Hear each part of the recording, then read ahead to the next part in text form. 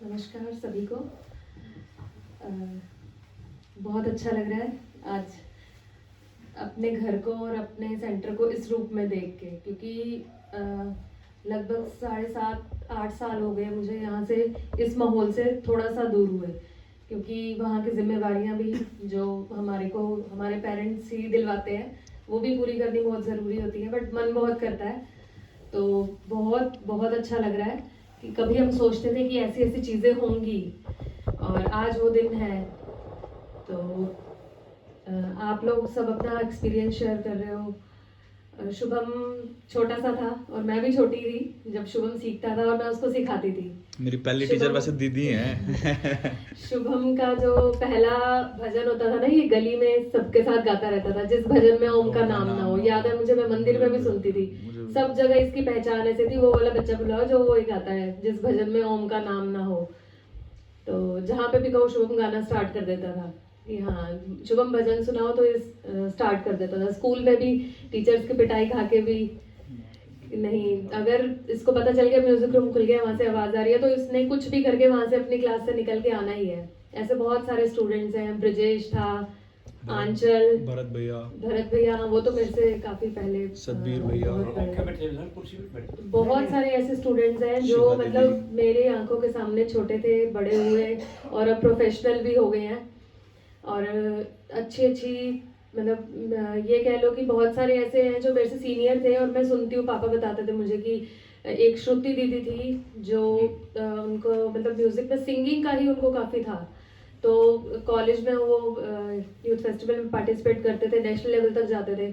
At last उनको teaching में जाना था, उनको एडमिशन लेना था कहीं पे, उनको एडमिशन नहीं मिल रहा था। तो फिर ये म्यूजिक के उन्होंने अपने सर्टिफिकेट्स दिखाए तो उनको वहाँ से ग्रेस मिली और एडमिशन मिला। मतलब उनकी प्रोफेशनल लाइफ सेटअप करने में भी बहुत ज़्यादा यूजफुल रही है चीज़। यूथ फेस्टिवल्स के सर्टिफिकेट्स का 5% मिलता है जैसे हमारा स्पोर्ट्स कोटा होता है उसी तरह म्यूजिक का कल्चरल भी कोटा होता है म्यूजिक को। तो ये चीज़ें तो सारी ठीक है, बट जैसे बच्चों आप लोग यहाँ पे सीखते हुए डांट पड़ती है ना, मूड खराब होता है और वो सारी चीजें, वो सब जो आपके साथ होता है ना, वैसा मेरे साथ भी हुआ।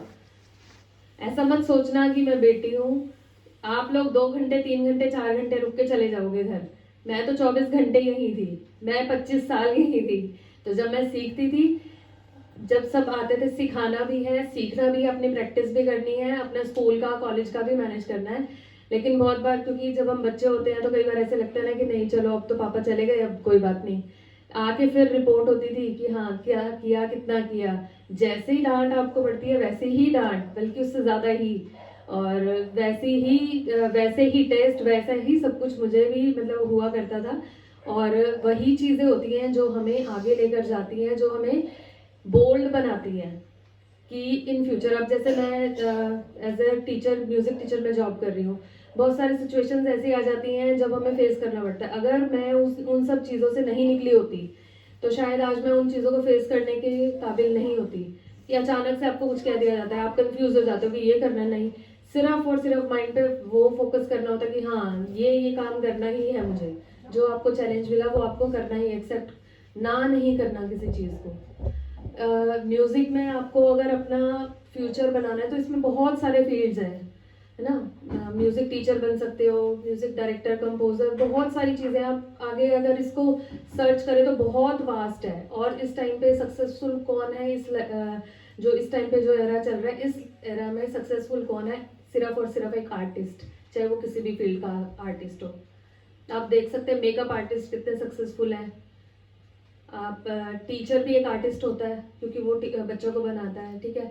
म्यूजिक में और भी बहुत सारी ऐसी आर्ट्स हैं जो सक्सेसफुल सिर्फ और सिर्फ इंजीनियर्स, डॉक्टर्स, लिमिटेड से बनते हैं और बहुत बहुत मुश्किलों से बनते हैं। बहुत कुछ चाहिए उसके लिए, पैसा चाहिए, क्या क्या चाहिए, बहुत सारी चीज़ें होती हैं। तो इसीलिए अगर आप यहाँ पर रहकर, अदर सेंटर्स का मुझे नहीं पता कैसे कौन सिखाता है, यहाँ पर रहकर आप प्रैक्टिकल नॉलेज तो लेते हो लेकिन साथ साथ थ्योरेटिकल भी आप लर्न करते हो, जो थ्योरी पार्ट है, और वो आपको आगे जो है गवर्नमेंट जॉब में अगर आप अप्लाई करना चाहो तो आपके लिए बहुत यूजफुल है। क्योंकि शायद इन चीज़ों का आपका पता है या नहीं पता, KVS, DSSB, NVS, और इस तरह के जो स्कूल्स हैं, और Subject. इवन एच-टेट आपका सी-टेट है, वो सी-टेट तो म्यूज़िक का नहीं होता है, एच-टेट होता है। तो इन सब चीज़ों में आप बिल्कुल टाइम रहते ही, जैसे ही आपकी ग्रेजुएशन हो, आपका एज हो, तो आप प्लीज़ इसमें ट्राई करें और you will get the success definitely. क्योंकि आपको यहाँ पे प्रैक्टिकल तो मिल रहा है, साथ में थ्योरी भी मिल रही है। और आप अगर DU से MDU से ये चीज़ें करते हैं तो आपको सिर्फ थ्योरी, वो भी जितना आपने लर्न किया just for getting passing marks, वही होगा, और बाकी प्रैक्टिकल नथिंग। DU में शुभम ने भी बिल्कुल, मैंने ग्रेजुएशन किया है। एग्जाम्पल, तो वो वही चीज़ें हैं। और सिर्फ अपने पे कॉन्फिडेंस रखें और ऑनेस्टली, सबसे बड़ी बात ऑनेस्ट, टू बी ऑनेस्ट। अगर मैं जब मतलब पढ़ाई करती थी, म्यूजिक भी करती थी, तो मतलब पापा ने मुझे हमेशा ये बोला है कि मुझे ये चाहिए, उधर वाले मार्क्स नहीं चाहिए, वहाँ चाहे तुम फेल हो जाना, म्यूजिक चाहिए, संगीत चाहिए, खाना खाओ या ना खाओ, लेकिन मुझे ये इसका रिजल्ट चाहिए। तो आप फिर मैं जब एग्जाम देने जाती थी, प्रेयर करके जाते थे, जो हमारे घर के रिचुअल्स या जो हमें संस्कार मिले कि डेली उठ के पूजा करनी है या जो भी, वो अपने मन से, तो मैं जाती थी और सिर्फ यही कह के जाती थी भगवान को कि जितनी मैंने मेहनत की है मुझे उतना ही फल देना। कभी मैंने ये नहीं बोला कि मुझे फर्स्ट आना है या मुझे अच्छे मार्क्स देना है, क्योंकि मुझे पता है कि मैंने कितना किया, मुझे उतना ही चाहिए। तो जब आप ऑनेस्ट रहोगे तो आपको उस पर ना, जब वो आपको चाहे वो कितने ही मार्क्स हो, उस पर आपको खुद को प्राउड होगा कि ये मेरा है, किसी और का नहीं है ये। अगर आप चीटिंग करके पास होते हो तो देखना, खुशी फील करके देखना, कम मार्क्स में ऑनेस्टली जो आपने लिया है उसकी खुशी ज़्यादा है, या फिर जो आपने किसी से चीटिंग करके बेईमानी से जो आपने लिए होंगे उसकी खुशी ज़्यादा होगी। आप खुद से एक्सपीरियंस करके देखना इन चीज़ों को, है ना। और बहुत सारी चीज़ें होती हैं कि हम सोचते हैं कि जैसे हम छोटे बच्चों को समझाते हैं कि भगवान जी देख रहे हैं, सब कुछ देखते हैं, वो हर चीज़ का फल मिलता है। बुरा लगता है, कोई चीज़ गंदी लगती है, बी क्वाइट, सिर्फ चुप रहो, आपको उसका आंसर खुद मिलेगा। किसी भी चीज़ के लिए आर्ग्यूमेंट्स, लड़ाई झगड़ा कुछ भी मत करो, सिर्फ चुप रहो, आपको आंसर खुद मिलेगा। अगर आपको आप प्रैक्टिस करते हो, चीज़ें समझ नहीं आती, बहुत बार ऐसा होता है, बुक्स भी पढ़ते हो तो भी क्लियर नहीं होता, सुनते हो तो भी क्लियर नहीं होता, उसको इतना कॉम्प्लिकेटेड मत कर दो कि वो आपके ब्रेन पे, माइंड पे बर्डन बन जाए। उसका सॉल्यूशन ढूंढने की खुद कोशिश करो, दूसरों पे नहीं, खुद कोशिश करो। जो हम पढ़ेंगे, अपने दिमाग से पढ़ेंगे, वो हमारे ही दिमाग में जाएगा, प्रैक्टिस करेंगे, हमारे ही माइंड में रहेगी वो। तो ऐसा कॉपी मत करो किसी को, खुद पे कॉन्फिडेंस इतना रखो कि कोई और ये ना कह सके। कॉन्फिडेंस अगर आप इस चीज़ में करोगे ना, आपकी लाइफ में हर चीज़ में कॉन्फिडेंस आएगा, वो आपकी एक नेचर बन जाएगी कि आप कॉन्फिडेंट हो, है ना। तो जैसे आई कांटेक्ट है या कोई भी चीज़ें हैं, बहुत सारी चीज़ें, क्योंकि हमारे को म्यूजिक की फील्ड में भी ज़रूरत होती है, आप परफॉर्म कर रहे हो, अच्छा गा रहे हो, लेकिन अगर आपकी जो आजकल के अकॉर्डिंग आपकी एक्सप्रेशंस नहीं है, परफॉर्मेंस नहीं है, तो वहाँ से आपको आंचल थी, उसको सारेगामापा से सिर्फ इसी और इसीलिए ही वापस आना पड़ा कि उसकी एक्स्ट्रा परफॉर्मेंस नहीं हो पाती थी वहाँ पे। वो गाती इतना अच्छा थी, लेकिन क्या था कि वो जैसे वो लोग कहते थे कि ऐसे आपको परफॉर्म करना है साथ साथ, वो नहीं कर पाती थी। लेकिन हमें उन चीज़ों से मतलब ये नहीं रहना कि पीछे रहना है, हर चीज़ में परफेक्ट होना है, ठीक है। और सर जो भी आप कहते हैं वो आपके अच्छे के लिए कहते हैं। जैसे हम लोगों को कहते हैं कि खाना छोड़ दो, भूख प्यास सब छोड़ दो, वो खुद भी छोड़ते हैं। आपको शायद पता नहीं ये चीज़ पता हो या ना पता हो, मेरा एक ब्रदर था और वो 13.5 years का था जब उसकी डेथ हुई। तो जब वो फर्स्ट टाइम उसको ब्लड शुगर हुआ और हमें नहीं पता था, वो शायद 5-6 years के अराउंड ऐसे था, उसको हॉस्पिटलाइज कराया गया फर्स्ट टाइम और वो ICU में था। और सेम डे पे पापा के स्कूल का एनुअल फंक्शन था, तो उन्होंने वहाँ हॉस्पिटल में ये चीज़ बोली कि अगर कुछ हो जाए ना, कोई भी मिसहैपनिंग हो जाए, तो आप समझ रहे होगे इस चीज़ को, तो मुझे कॉल मत करना क्योंकि मैं वहाँ डिस्टर्ब होऊंगा, मेरा वो काम पहले है। तो इस चीज़ से आप सोचो कि डेडिकेशन, ठीक है, और उसका रिजल्ट आपके सामने है। कंपटीशन बहुत होता है फील्ड में, आप रहो, आप सोनीपत में शायद आपके कॉन्टैक्ट्स में भी होंगे, शुभम तो जानता ही है, प्रोफेशनल लोगों को संपूर्ण भी जानता है कि सर के और सब एक्सेप्ट करते हैं, चाहे वो इंटरनली करें, मुंह पे नहीं बोले।